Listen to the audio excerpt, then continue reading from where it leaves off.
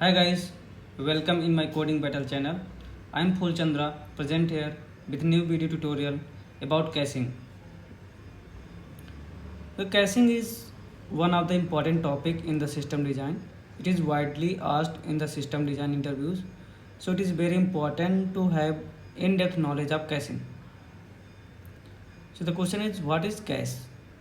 Cache is a temporary storage area that stores the result of expensive responses or a frequently accessed data in memory so that subsequent requests are served more quickly.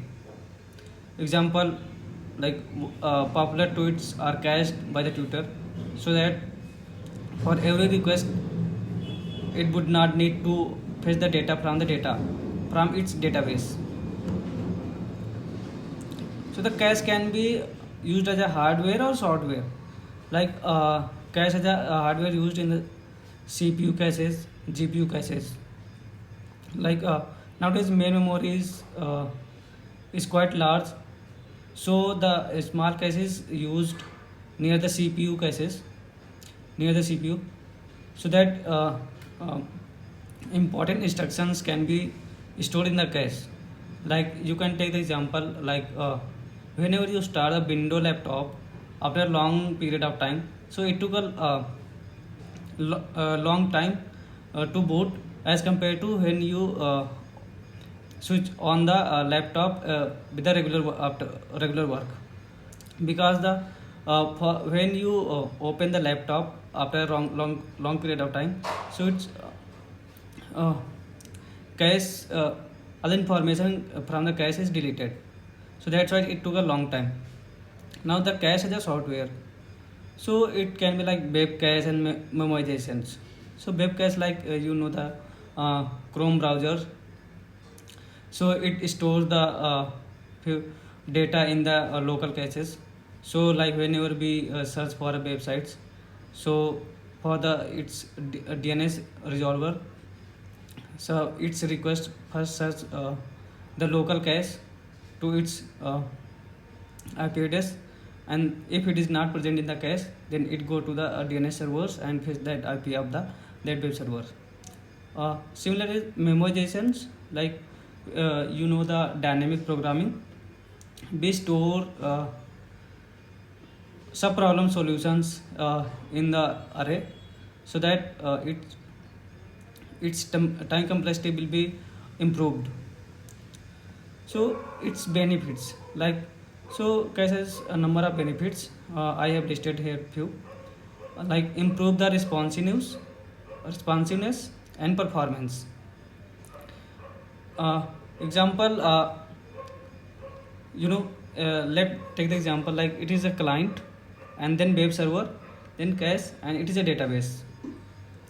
So if there is not a cache, like if there is not a cache, so the request will go to the web server from the client and then database.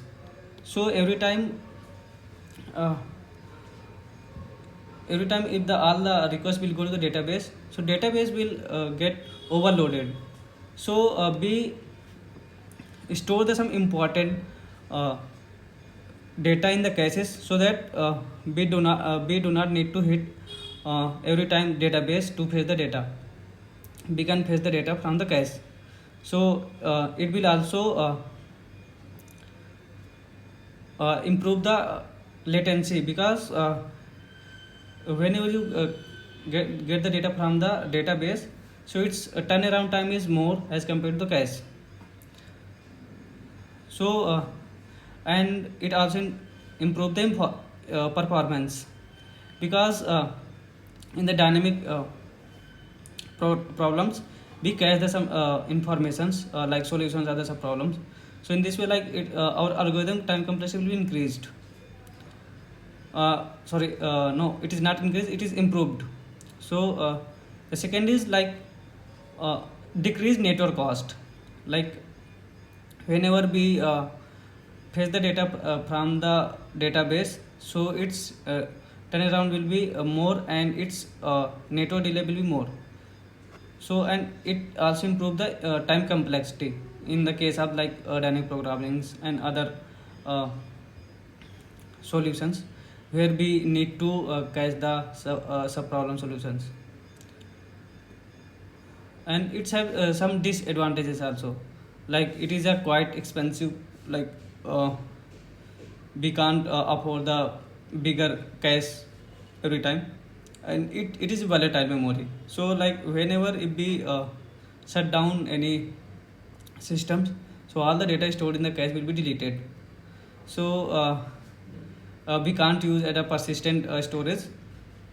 And another is like it is a like size constants, like the like if the if we put the cache bigger than the main memory or any like persistent memory, so as the cache become bigger and bigger, so its performance will be decreases, because it will because then the we will need to serve in the whole cache. So if it is bigger, then it will also take a more time. So that's why we should use appropriate size of the cache.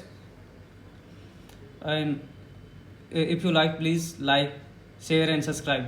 In the next lectures, we will cover how to invalidate cache, eviction policy, type of cache memory, disadvantage of caches. Thank you.